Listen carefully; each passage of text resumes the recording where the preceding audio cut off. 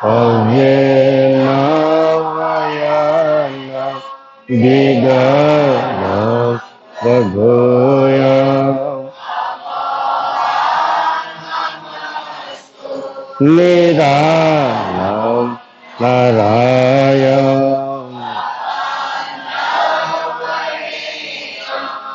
નયેતિ મરણેયમ પ્રણય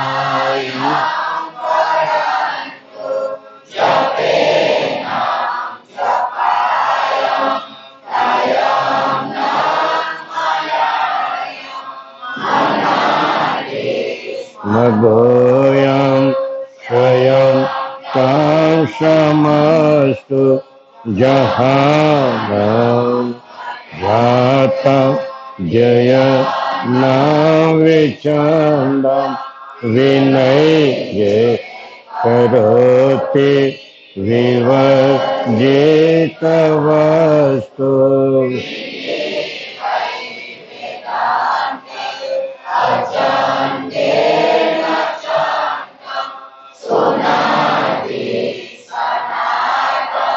જ્ઞાથમ અનંતુ રહે જાન મહાદમ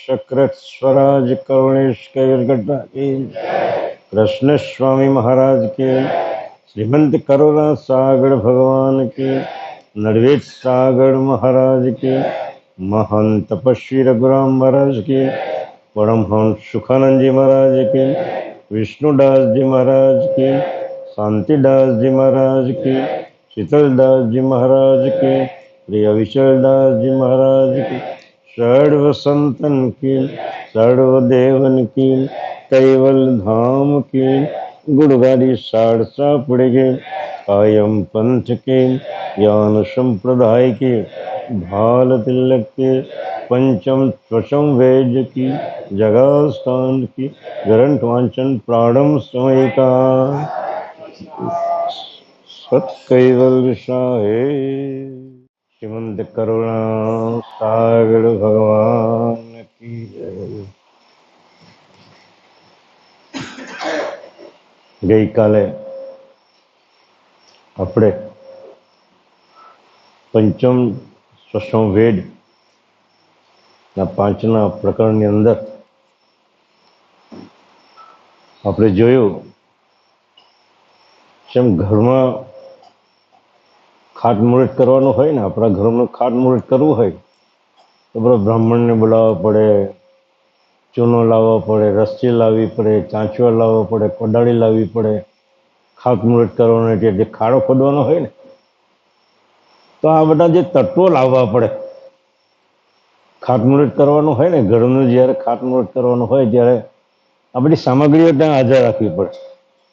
તેમ કરતા કૈવલ્ય આ સૃષ્ટિનું બંધારણ કરવાની ખાતમુહૂર્ત છે ને, આપણે ગઈકાલે જે વાંચ્યું એ કરતા માલિકે જગતની રચનાનું ખાતમુહૂર્ત કરવા માટે કયા કયા તત્વોને એના અંતર સ્વરૂપમાંથી પ્રગટ કર્યા.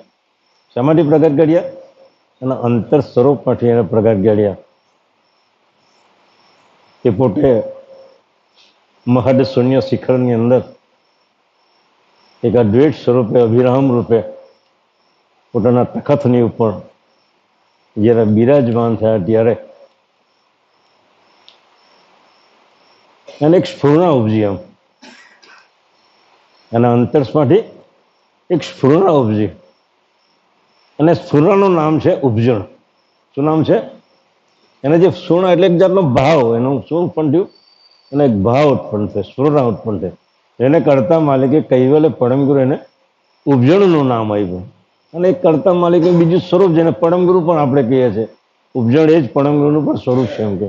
એટલે ઉપજણ કરી અને ઉપજણને જ્યારે પોતાના નેત્ર સ્વરૂપે જોયું, ઉપજણને જ્યારે નેત્ર સ્વરૂપે જોયું અને એ જાણવાની એને જે ભાવના થઈ ને એને સજાણ નેત્ર વડે જોયું. ઉપજણને કોના વડે જોયું?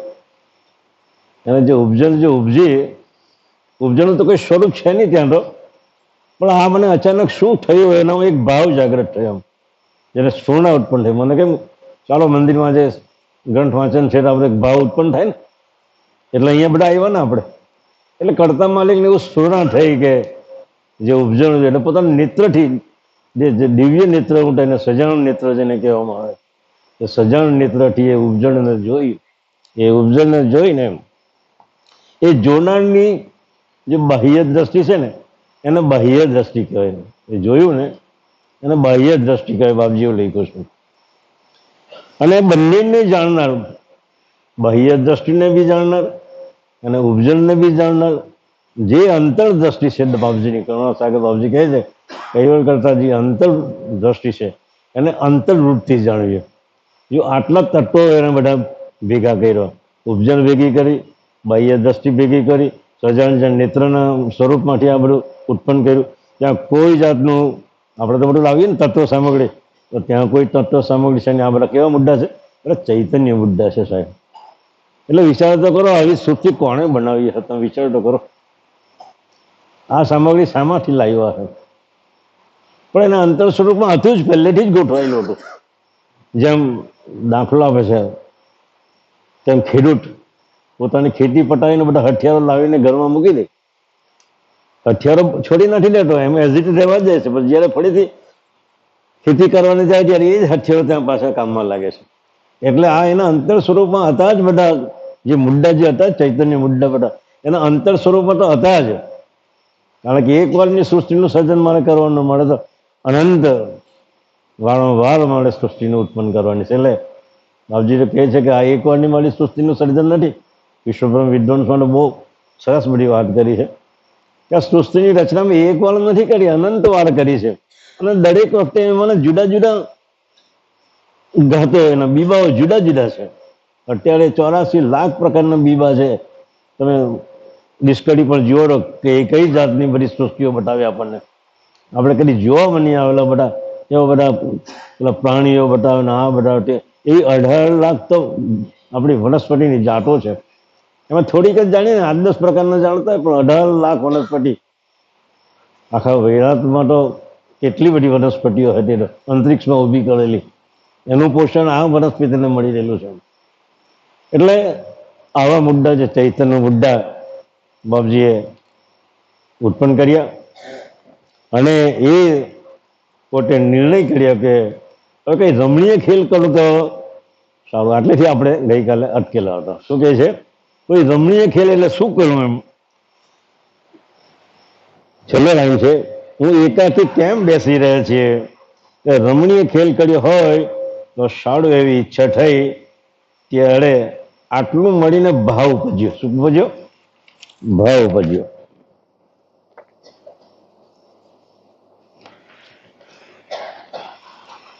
આ ભાવ તે જ નિજ કરતા એ શુદ્ધ સંકલ્પ ઉત્પન્ન કર્યો છે એમ જાણો. અહીંયા સુધી બધું કર્યું, પછીથી એને શુદ્ધ સંકલ્પ ઉત્પન્ન કર્યો.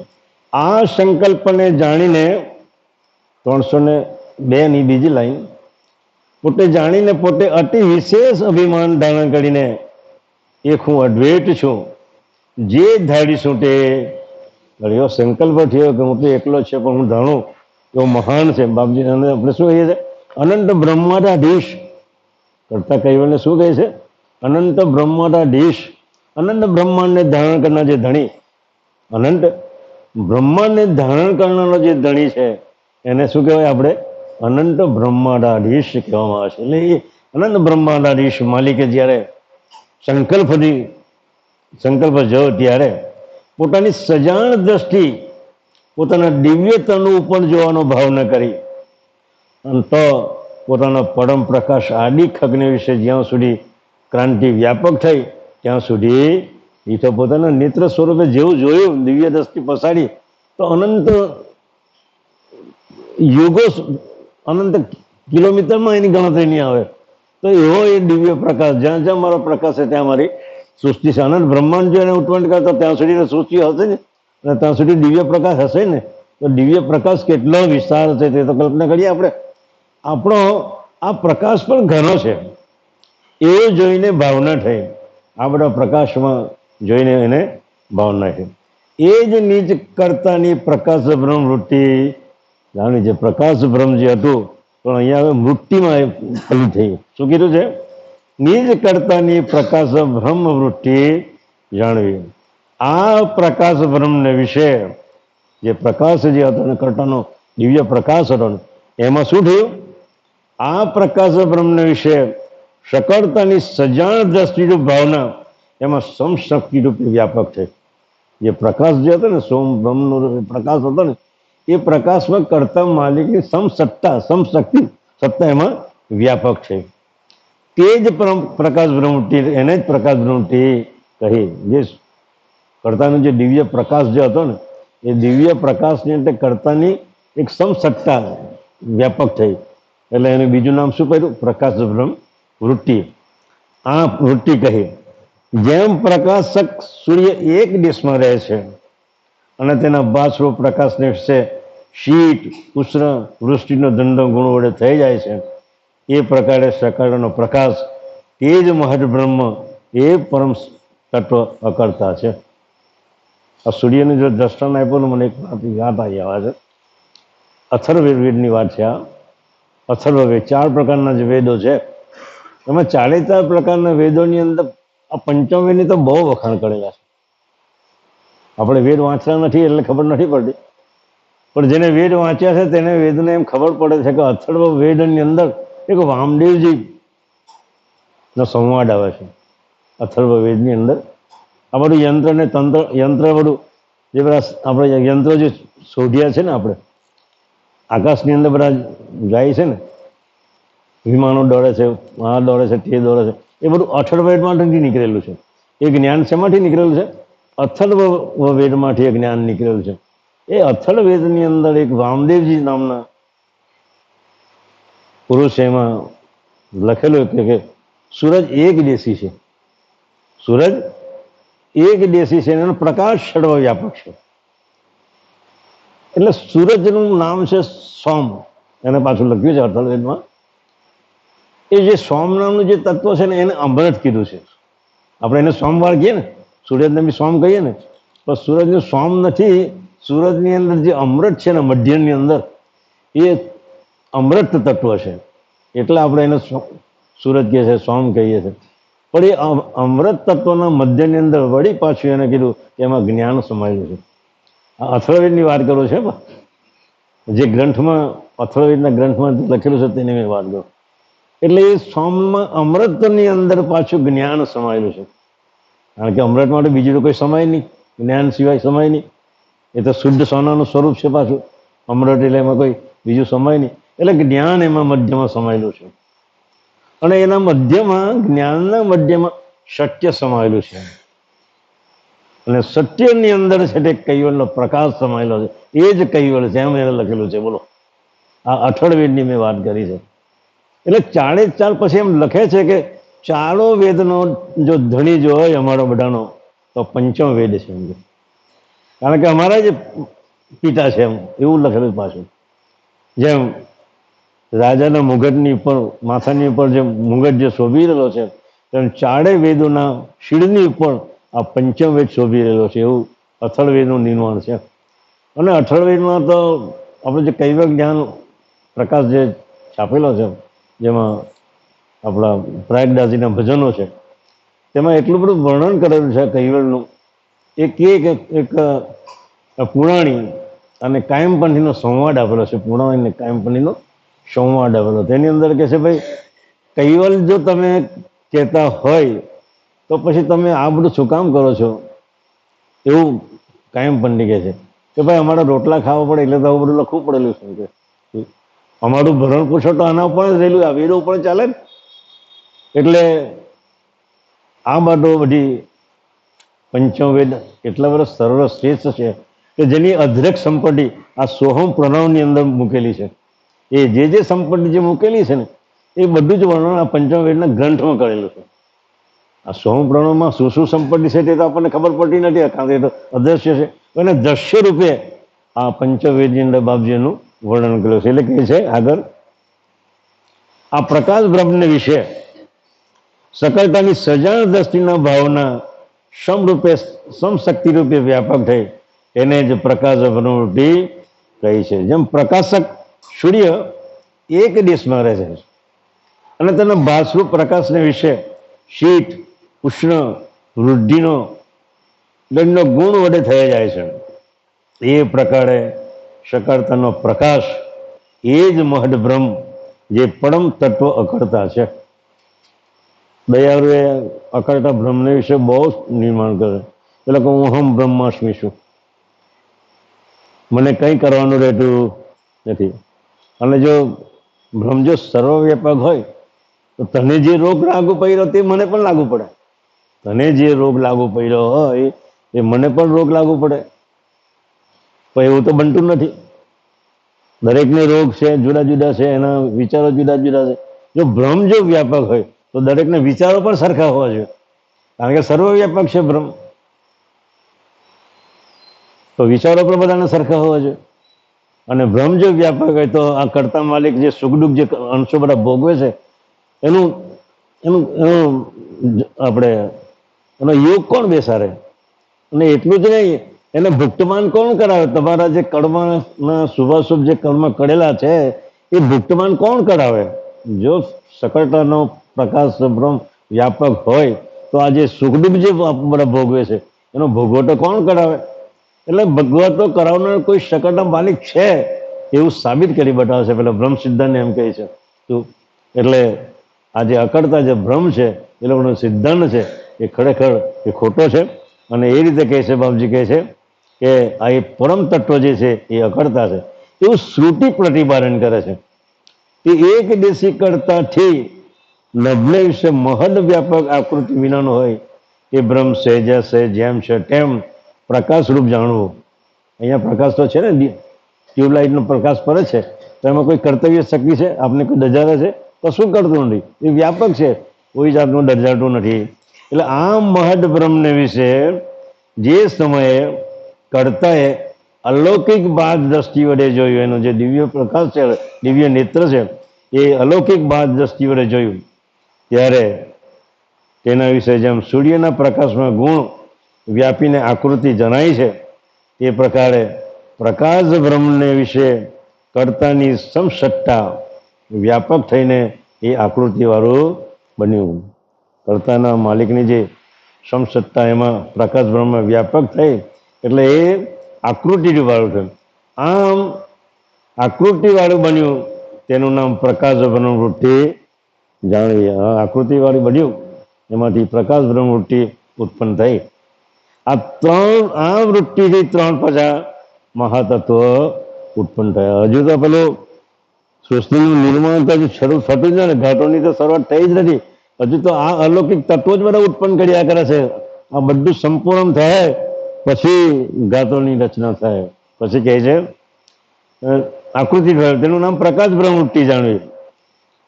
આ વૃત્તિથી 3 મહાતત્વો ઉત્પન્ન થયા. તે પ્રથમ તો અવિકાસ મહાતત્વ, બીજું વિકાસ મહાતત્વ અને ત્રીજું કુંભસ્થ મહાતત્વ. આ 3 મહાતત્વો. જો ભાઈ આ મુદ્દો તો બહુ ગહન છે, પણ છતાં વારંવાર ગરજેને પણ વાંચજો કે જેથી આ સ્થિતિએ તમે થવા માટે આ જ બધું જરૂરી છે. તમે જ્યારે લક્ષ ભજનમાં થશો ત્યારે આ મુદ્દા છેલ્લે તમારા કામ લાગે. એટલે બને ત્યાં સુધી અત્યારે પણ તમારા ચિત્તને પરોવીને આ બધું સાંભળજો. અને ન સમજાય તો પછી પૂછજો. આપણા સંતો છે બધા, મહેશભાઈ પણ અહીંયા 2-3 દિવસ પછી આવશે. આજે પણ એને તબિયત બગડેલી છે, મારા કોઈ ફોન આવેલો હતો, જીવનભાઈ આજે પણ તમે ચલાવજો. મેં કોઈ વાંધો નહીં, જાણે મારી તબિયત સારી છે. એટલે કહેવાનો મતલબ કે આ બહુ મુદ્દો બહુ ગહન મુદ્દા છે. આ યાદ રાખવું એ બહુ ગહન છે એમ કે. એટલે પ્રકાશ બ્રહ્મવૃત્તિ થકી થયા ત્યાર પછી સંજમ ભોગવૃત્તિ એણે ઉત્પન્ન કરી. સંજમ એટલે મિશ્ર યોગ મેળવ્યો. આ જે વિકાસ અવિકાસ ને કુંભસ્થ છે ને એના યોગ મેળવ્યો. એ તે પ્રણવની સંગાતે સંયમ રાખી આગળ પ્રવૃત્તિ થવા સારું ઉત્પન્ન કરી. આ પાછું જોડાણ કોનું કર્યું? જે સોમ જે બ્રહ્મ જે હતું ને એ બ્રહ્મની સાથે એને સંયોગ કર્યો. બ્રહ્મની સાથે એને સંયોગ કર્યો. તે પ્રણવની સંગાતે સંયમ રાખી આગળ પ્રવૃત્તિ થવા સારું ઉત્પન્ન કરી. તે સંજમ ભોગવૃત્તિથી 3 ચક્ષુષટો થયા. 3 ચક્ષસટો, નામ બી કેવા આપે છે ચક્ષસટો. એ આંખની આગળ જ બધું, આપણે કેમ બધા લોકો જે કંઈ ક્રિયા કરીએ તો આપણી આંખની આગળ જ થાય ને તો જ વિશ્વાસ થાય ને. એટલે કરતા મળે કે નામ પણ એનું આવ્યું 3 ચક્ષસટો. જેમ આંખનો જે સટ્ટો છે ને જોવાનું, એમ એવું સટ્ટો દયાળુ કે મારી આંખની આગળ આ બધું થયું છે એટલે મને ખબર પડે એમ. શું એટલે એક અનન્ય ચક્ષસટો, એક બીજું વર્ગનાન ચક્ષસટો અને ત્રીજું કાળ ચક્ષસટો. ત્યાર પછી કરતાએ વિચાર કર્યો કે આટલા તત્વો વડે કઈ પ્રગટ ખેલ બને. અહીંયા લગી તો બધું બનાવીને મૂકી દીધું એને, બરાબર. તેને માટે કઈ બીજી સામગ્રી ઉત્પન્ન કરવી પડશે એવી ઈચ્છા થઈ. તેને ઈચ્છાવૃત્તિ, હવે ઈચ્છાવૃત્તિથી 72 તત્વોના નિર્માણ કરે. 72 તત્વોની વાત આવે છે. આ ઈચ્છાવૃત્તિથી 72 તત્વો ઉત્પન્ન થયા. આ જે ઈચ્છાવૃત્તિની જે 72 તત્વો છે ને, એ જ્યાં સુધી તમારા મોઢે ન હોય ને તો ગ્રંથ વાંચવાની મજા નહીં આવે. 72 તત્વો, કયું તત્વ ક્યાં કામ કરે છે, કયું તત્વ કોની સાથે મિશ્રણ કરેલું છે, એનાથી શું થાય છે, એનો વર્તાડો શું થાય છે, એ બધી જ બાબતો 72 તત્વોને તમારા મગજની અંદર એને ફિક્સ કરી દેવા પડે. આપણું જે કોમ્પ્યુટર છે ને મગજની અંદર, એ કોમ્પ્યુટરની અંદર આ 72 ઈચ્છાવૃત્તિને જે 72 તત્વો છે એને ફિક્સ કરી દેવા પડે. તો જ આ પંચમવેદ વાંચવાની મજા આવે. નહીં તો તમે એ ફિક્સ નહીં કરો ને ખાલી વાંચી જ જાઓ અને કોઈ મતલબ નહીં, સમયનો બગાડ છે તમારો. પણ જ્યાં સુધી આ કોમ્પ્યુટરમાં તમે ફિક્સ નહીં કરો ત્યારે એ વાંચવાની કોઈ મજા નહીં આવે. અને જે દિવસે તમે ફિક્સ કરશો ને અને જે દિવસે તમને મજા આવશે ને એ ત્યારે લક્ષ ભજન કરવાની બી જરૂર નહીં. પણ હું તો એમ એટલે સુધી કહું છું, એમાં જ તમારું લક્ષ લાગી જાય. એટલી બધી મજા તે દિવસે તમારા અંતરની અંદર ઉત્પન્ન થશે. કે છે કે આ પ્રથમ ઈચ્છાવૃત્તિથી, આ ઈચ્છાવૃત્તિથી 72 તત્વો ઉત્પન્ન કર્યા. તે જે પ્રકારે ઉપજાવ્યા તે બિંદુ બિંદુ પ્રકારે તમે કહું છું. તે હવે ચિત્ત દઈને દયાળ શું કહે છે કે પ્રથમ ઈચ્છાવૃત્તિથી નિરંજન તત્વો નિર્માણ કર્યું. પ્રથમ નિરંજન, આદિપુરુષ જેને કહેવાય ને આપણે, જ્યોતિ નારાયણ જેને કહેવાય, અને આદિપુરુષ એને જ્યોતિ નારાયણને એણે ઉત્પન્ન કર્યા. આ નિરંજનથી અવ્યાકૃત એટલે આદ્ય શક્તિ જેને કહેવાય તે ઉત્પન્ન કર્યું. તે અવ્યાકૃતથી પાછા બીજા 4 તત્વ કારણ હવે નીચે આવતા જાય છે. એટલે એક તો આદિ નારાયણ, બીજું નામ છે તે ઈચ્છાવૃત્તિ નિરંજન તત્વ, અને બીજું છે અવ્યાકૃત તત્વ. આ બે સમજો ને, એટલે ધણી ધણિયાળી સમજો ને. આ બે તત્વ એટલે સુસ્તી રચનાના ધણી ધણિયાળી કહી તો ચાલે. સુસ્તી રચનાની અંદરની વાત કરીએ એટલે નિરંજનથી પાછી અવ્યાકૃત તત્વ ઉત્પન્ન થયું. તે અવ્યાકૃતથી 4 તત્વ કારણ ઉત્પન્ન કર્યા. તેમાં પ્રથમ આનંદ તત્વ કારણ, બીજું મહાતત્વ કારણ. આ બંને તત્વ કારણથી અવ્યાકૃતથી થયા. અને આ 2 તત્વ કારણથી બીજા 2 તત્વ કારણ થયા. એ આનંદ તત્વથી પ્રકૃતિ તત્વ કારણ થયું અને મહાતત્વથી ધનંજય ઉત્પન્ન થયું. એટલે 4 તત્વ. પેલું પ્રથમ તો આનંદ તત્વ કારણ અને બીજું મહાતત્વ કારણ. હવે આનંદથી પાછું અવ્યાકૃતમાંથી 2 તત્વો ઉત્પન્ન થયા. એ આનંદ તત્વથી પ્રકૃતિ તત્વ કારણ અને જે મહાતત્વ હતો ને એમાંથી ધનંજય તત્વ કારણ થયું. આ પ્રમાણે પ્રકૃતિ, ધનંજય, આનંદ અને મહાતત્વ કારણ અવ્યાકૃતથી થયા છે. નિરંજન તો જુદા જ રહી ગયા, પણ જે અવ્યાકૃત તત્વો છે ને એમાંથી 4 ઉત્પન્ન થયા. પાછા એમાંથી 4 ઉત્પન્ન થયા. હવે પ્રકૃતિ તથા ધનંજય તત્વથી 33 તત્વો એક માંથી થયા. તે વિષયનો હવે અનુક્રમ કહું છું તે સાંભળો. જો કે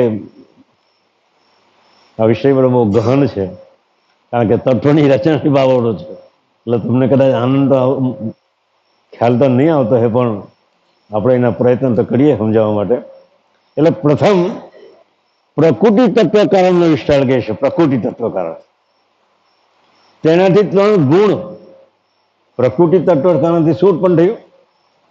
ત્રણ ગુણ ઉત્પન્ન થયા. એ ગુણ કયા કયા છે? એક રજોગુણ, તમોગુણ અને શતોગુણ. એ પ્રકૃતિ તત્વથી ઉત્પન્ન થયા. એમાંથી ઉત્પન્ન થયા પ્રકૃતિ તત્વ કારણથી ત્રણ ગુણ, રજોગુણ, તમોગુણ ને શતોગુણ. હવે પાછી એનાથી વધારે વ્યાખ્યા આપી. ભાઈ રજોગુણમાં શું બન્યું? ત્રણ ગુણ તો ઉત્પન્ન કર્યા, રજોગુણ, તમોગુણ ને શતોગુણ. પણ રજોગુણમાંથી શું બન્યું? પાછું રજોગુણમાંથી શું બન્યું તે બાપજી અહીંયા વાત કરે છે કે રજોગુણથી 10 આકાંક્ષાઓ થઈ. હવે મહેશભાઈ તો તમને બધું સમજાવડે, મારાથી ઊભું થવાનું પાછું બેસવું એ મને ફાવે તેવું નથી. એટલે રજોગુણથી પાછી બીજી 10 આકાંક્ષાઓ ઊભી. એ 10 આકાંક્ષામાં એક શ્રવણ આકાંક્ષા એટલે કાને મૂકી, બીજી ગંધ આકાંક્ષા એટલે નાસિકાએ મૂકી, બીજી નિરીક્ષણ આકાંક્ષા એટલે આંખે મૂકી, ચોથી સુધાપુષા આકાંક્ષા એટલે મુખમાં મૂકી, એટલે જીભ પર મૂકી, પાંચમી ઉચ્ચાર આકાંક્ષા એટલે મુખમાં મૂકી, છઠ્ઠી શીતોષ્ણ આકાંક્ષા એટલે ચામડી પર મૂકી, અને સાતમી ગ્રહણ આકાંક્ષા એટલે આઠ પણ મૂકી, આઠમી વિષય આકાંક્ષા એટલે ઉપસ્થ ઇન્દ્રિય મૂકી, નવમી મળ વિસર્જન આકાંક્ષા એ ગુડાએ મૂકી, અને 10મી ગમન આકાંક્ષા એટલે પગ ઉપર મૂકી. આ 10 આકાંક્ષાઓ દયાળુ એમ લખે છે કે જ્યારે ગર્ભની અંદર માતાના ઉદરની અંદર જ્યારે બાળકનો ધીમે ધીમે વિકાસ થાય છે ત્યારે આ 10 આકાંક્ષાઓ કામ કરે છે. આ આકાંક્ષાઓ બધી ગમે તેમ નથી મૂકેલી બેટા, આપણા તત્વો બધા ફોગટમાં નથી ઊભા કરેલા. 10 આકાંક્ષાઓ મૂકેલી છે. તે જ્યાં જ્યાં મેં તમને વાત કરી કે ગમન આકાંક્ષા એના પગ બનાવ્યા, શ્રવણ આકાંક્ષાને કાન બનાવ્યો, નિરીક્ષણ આકાંક્ષાની એની આંખ બનાવી, શીતોષ્ણ આકાંક્ષાને એની ચામડી બનાવી. એટલે આ 10 આકાંક્ષાના અવયવો જે આપણે જ્ઞાન ઇન્દ્રિય અને કર્મ ઇન્દ્રિય, શું કહેવાય, એની જ્ઞાન ઇન્દ્રિય અને કર્મ ઇન્દ્રિયથી આકાંક્ષાઓથી બનેલી છે. આ કાંથી બનેલી છે? એ બધી આકાંક્ષાઓ જ્યારે સ્ત્રી અને પુરુષ સંયોગ કરે ત્યારે પિતાનું જે બુંડ જે ગર્ભની અંદર સ્ખલિત થાય છે, એ ગર્ભની 10 આકાંક્ષા અંદર બુંદની અંદર એનો અર્ક મૂકેલો છે. બુંડમાં આ બધી જેટલા 72 તત્વો છે ને, એ 72 તત્વોની અર્ક આપણા બુંડની અંદર, પુરુષના બુંડમાં એને મૂકેલું છે. અને એ જ્યારે અંદર જાય છે ગર્ભકમળમાં, ત્યારે જે વિકાસ થાય છે એ એની યોગ્ય જગ્યાએ પાછું ગોઠવાય છે. પાછું એ ગોઠવણી કોણ કરે? આ બધી આકાંક્ષાઓ કરે છે. કે ભગવાન અંદર એ તપલી મારવા જતો નથી કે હું કરું છું ત્યાં કરું છું, પણ એ રચના જેવી મૂકેલી છે.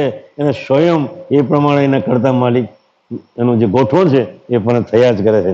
એટલે કહે છે કે વિસર્જન અને 10મી ગમન, આ 10 તત્વો પેલા રજોગુણથી ઉત્પન્ન કરેલા. રજોગુણની 10 આકાંક્ષાઓ, તો તે 10 તત્વો વિભાજ્યા. તે 5 અવસ્થા અને 5 અંતસ્કરણ એ 10 જણા. પ્રથમ 5 અંતસ્કરણ તે મન, બુદ્ધિ, અહંકાર, ચિત્ત અને નચિંત, આ 5 અંતસ્કરણ થયા છે એ જાગ્રત અવસ્થાના.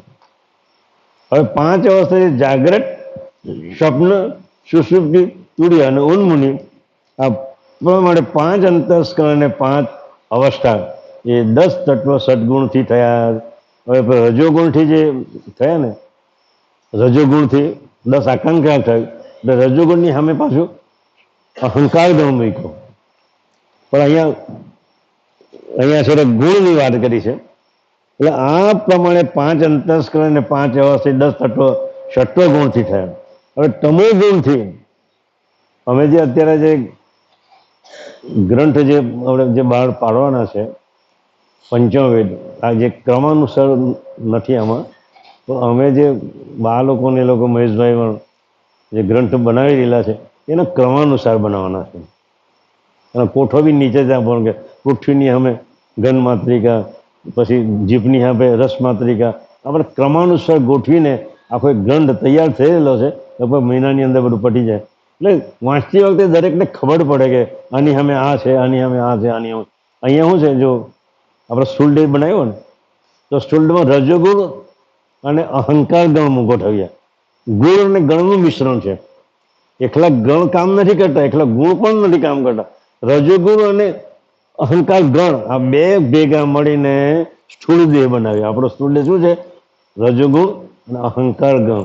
આપણે પછી જે સૂક્ષ્મ રજોગુણ સ્થૂળ દેહ, સૂક્ષ્મ દેહ છે ને સ્વકાશ ગણ અને ષટોગુણ ભેગો કરીને ભેગો, અને અચંડ ગણ અને અહંકાર અને તમોગુણ એ ત્રણ થઈને કારણ દેહ બનાવ્યો. અને પછી તો પેલા ચાર તત્વોના છે જ, પેલા નિરંજન તત્વોને અવ્યક્ત તત્વોને ધનંજય તત્વોને પ્રકૃતિ તત્વોને, એટલે આ રીતે ગોઠવણ કરે, ગુણ અને ગણનું મિશ્રણ કર્યું. હવે જે આ તો બહાર તો પડી દીધા, આપણે તત્વો તો બહાર પડ્યા, પણ ક્રિયાવૃત્તિ જ્યારે હવે આવશે ને એ ક્રિયાવૃત્તિ સાથે મિશ્રણ કરશે. મેં કોની સાથે કોને ભેરાયો, કોની સાથે ભેરવાયો, એ ક્રિયાવૃત્તિની અંદર બધું ખબર પડશે. પણ અત્યારે તો આ 72 તત્વો કેમ ઉત્પન્ન કર્યા, એ 72 તત્વોના નામો કયા કયા છે, એ કયું કયું કામ કરે છે, એ 72 તત્વો આપણે અત્યારે જોઈ રહેલા છે. અને જ્યારે ચોથી વૃત્તિ જે ક્રિયાવૃત્તિ જ્યારે ઉત્પન્ન કરે છે, ત્યારે ક્રિયાવૃત્તિ એના તત્વોનું મિશ્રણ. તો આપણે કે લોટ બાંધીએ, પૂરી કરવાના લોટ બાંધો પાણી નાખવું પડે, પાણી વગર રોઈ થાય, તેલ નાખવું પડે, પાણી નાખવું પડે, અગ્નિ તપાવવું પડે, આ થાય ત્યારે રોટલી પૂરી થાય. કારણ કે એક તત્વો બધા એકલા છૂટા છવાયા પડેલા છે, એનાથી કંઈ થાય. એટલે એનું મિશ્રણ કરે છે ચોથી ક્રિયાવૃત્તિ દ્વારા. એટલે આગળ કહે છે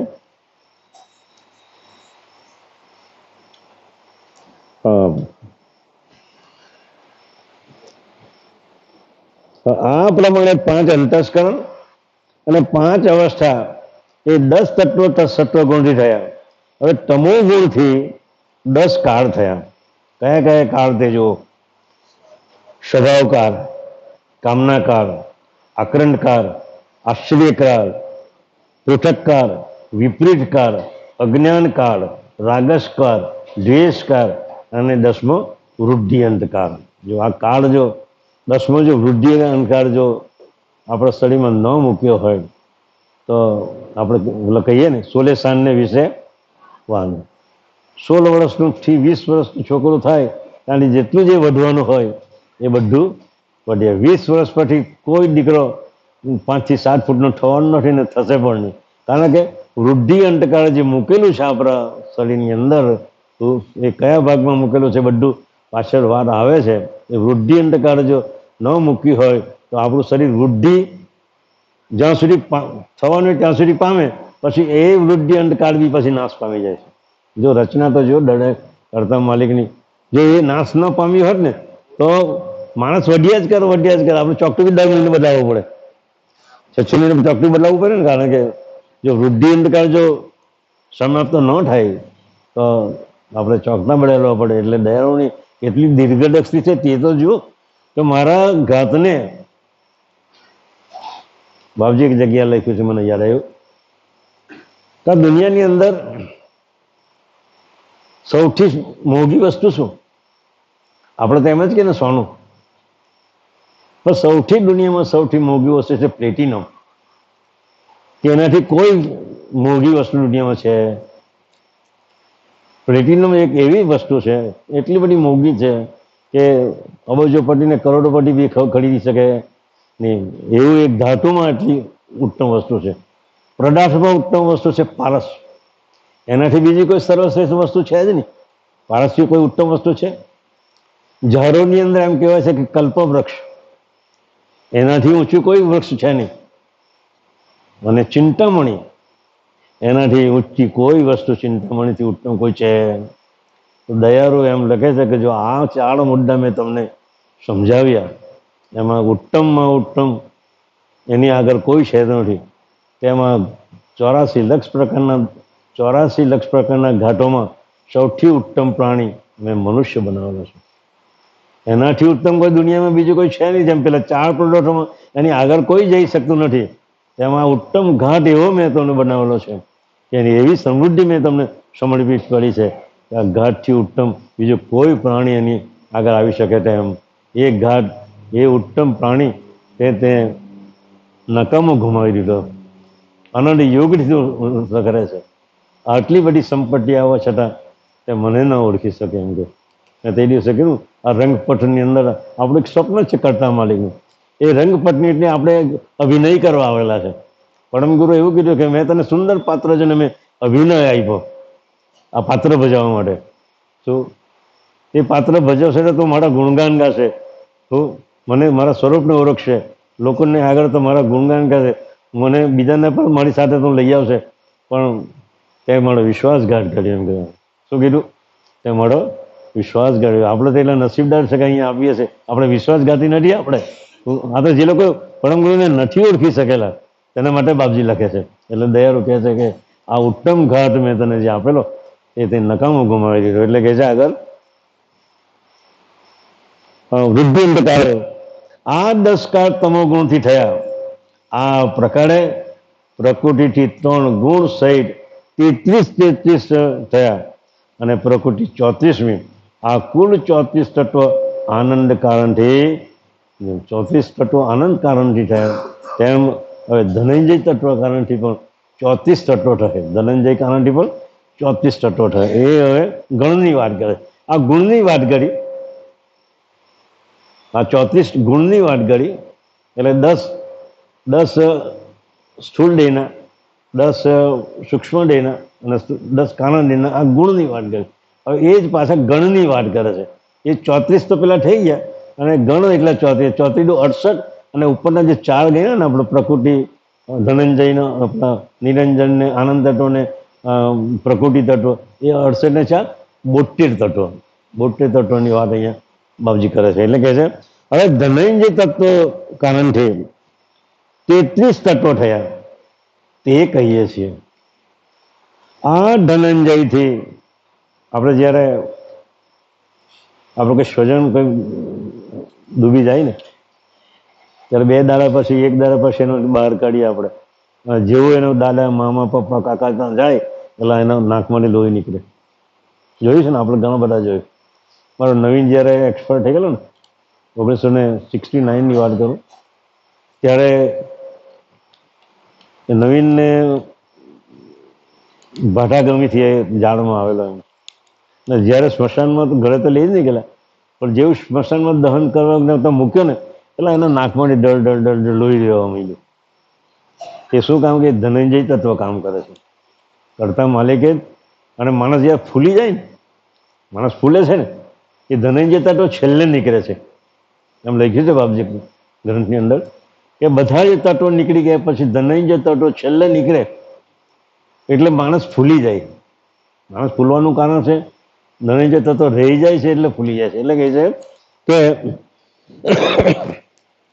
એ ધનંજય તત્વથી 3 ગણ થયા: અહંકાર ગણ, સ્વકાશ ગણ અને અચંડ ગણ. આ 3 ગણ પૈકી દરેક ગણમાંથી 10 તત્વો થયા. તે હવે સાંભળો. જેમ અહંકાર ગણમાંથી પેલા રજોગુણ, તમોગુણ વાળે કરા પેલી 10 આકાંક્ષાઓ થયેલી ને, એમાં અહંકાર ગણથી પંચભૂત અને પંચમાત્રાઓ બની. એ પંચભૂત અને પંચમાત્રાઓ બની. એ 10 તત્વો થયા. તેમાં પંચભૂત કયા કયા એનું વર્ણન કરે. પંચભૂત એ પૃથ્વી, જળ, અગ્નિ, વાયુ અને આકાશ. આ 5 ભૂતો છે, એને પંચભૂત કહેવામાં આવે છે. હવે એ પંચમાત્રા કહી તો એમાં પૃથ્વી તત્વની ગંધ માત્રા, પછી છે તે જળ તત્વની રસ માત્રા, અગ્નિ તત્વની રૂપ માત્રા, વાયુ તત્વની સ્પર્શ માત્રા અને આકાશ તત્વની શબ્દ માત્રા. આ ક્રમાસ નથી, ક્રમાનુસાર નથી અત્યારે, પણ હવે જે ગ્રંથ જે બહાર પડશે ને એમાં ક્રમાનુસાર આવે.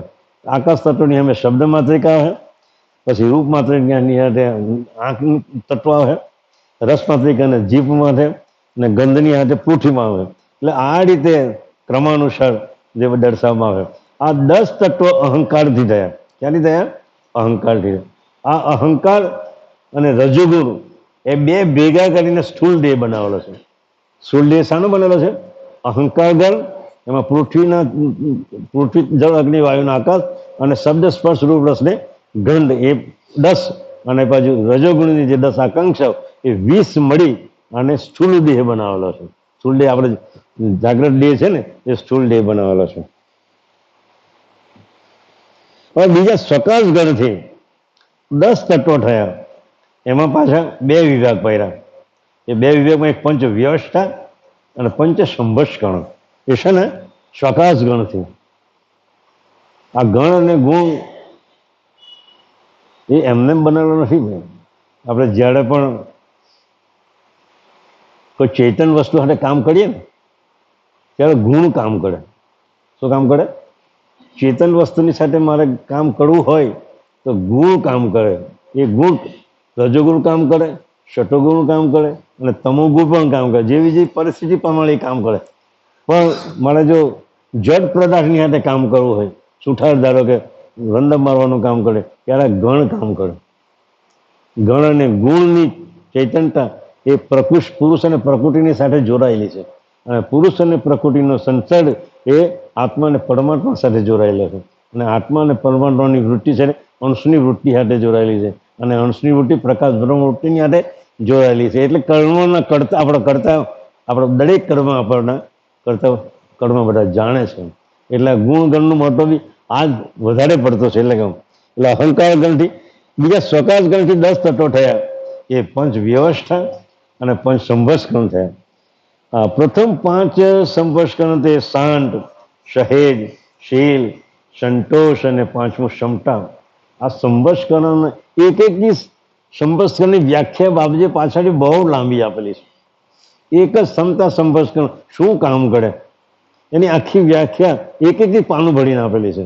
ક્ષમતા શું કામ કરે, શાંત શું કામ કરે, શીલ શું કામ કરે, પછી છે તે સહેજ શું કામ કરે. આ બધી જ વસ્તુનું છણાવટ ડિટેલ્સની અંદર પાછલા અંગમાં આપેલું છે. એ વાંચે તો જ ખબર પડે કે આપણો ક્ષમતા સંભસ્કરણ શું કામ કરે છે. તો વૈરાગમાં બી એ જ કામ કરે છે. પાછા વરસાદ પડે કે ન પડે, કેમ પડે, હું કમ પડે, કેવી રીતે પડે, એ બધી જ વ્યવસ્થા આ બધા જે તત્વો જે ગોઠવાયેલા છે વૈરાગમાં પણ એ જ ગોઠવાયેલા છે. જેમ આપણા પિંડમાં જે ગોઠવાયેલા છે તેમ વૈરાગમાં પણ એને ગોઠવણી કરેલી છે. અધ્ધર મૂકેલા છે, તમે જુઓ તો ખરા. એટલે કે છે એ સંભસ્કરણ થયા. આ 5 સંભસ્કરણ તે શાંત, સહેજ, શીલ, સંતોષ અને 5મું ક્ષમતા. આ 5 થયા. હવે 5 વ્યવસ્થા એને જે ઊભી કરી, એક તો સ્થિતિ, ઉડાર, ગલિત, કુંભ અને 5મી સામાન્ય. આ ઉડાડ તો મને ખબર છે ત્યાં સુધી બાપજી એવું લખ્યું છે કે ઝાડને ગમે એટલું કાપે ને તો ઉડાડ અંદર મૂકેલું છે. ઉડાડ સંભસ્કરણ અને વ્યવસ્થા મૂકેલી છે. એટલે એને માળે, કાપે, પોખે, ગમે તે કર પણ એને કંઈક અસર થતી નથી. એટલે આ જેટલા સંભસ્કરણ આપણે એ છે બધી વ્યવસ્થા, એ વ્યવસ્થાની વાતો પાછળ બાપજી સુંદર રીતે કરેલી છે. આ પ્રમાણે કુલ 10 તત્વો સ્વકાશ ગણથી થયા. હવે છેલ્લું જે છે ત્રીજું અચંત ગણ, એમાં 10 તત્વોની 10 ભાવનાઓ થઈ. પાછી શું થયું? અચંત ગણથી 10 ભાવના. અચંત ગણ આ તો સહેલું છે ભાઈ. અચંતથી શું એક ભાવના બેનને યાદ રાખવાનું કે 10 ભાવનાઓ થઈ. અચંત કદી યાદ રાખવું હોય તો પેલા બધા યાદ રખાઈ દેવા નથી, પણ આ અચંત ગણથી 10 ભાવના ઉત્પન્ન થઈ. એમાં અહમ ભાવના, સ્તંભન ભાવના, વિસર્જન ભાવના, અભાવ ભાવના, નિંદ્રા ભાવના, અંડતમ ભાવના, અચેત ભાવના, ઉચ્ચાટ ભાવના, મૌન ભાવના અને 10મી અસામર્થ્ય ભાવના. આ 10 તત્વો અચંત ગણથી થયા. અને આ રીતે ધનંજયથી 33 તત્વો થયેલા. આ રીતે આજની બહેનો તો અહીંયા જે કંઈ બી આવ્યા છે એનો તો સદભાગ્ય અને અહોભાગ્ય છે કે કરતા માલિકે કઈ રીતે રચના કરી એની જાણ તો કોઈ ગામમાં કોઈને ભાગ્ય કોઈને ખબર હોય કે રચના કઈ રીતે કરી, કેમ કરી, કયા કયા તત્વો ઉપજાવ્યા, એ તત્વો કયા રીતે કામ કરે છે, પિંડમાં કેમ કામ કરે છે, બ્રહ્માંડમાં કેમ કામ કરે છે.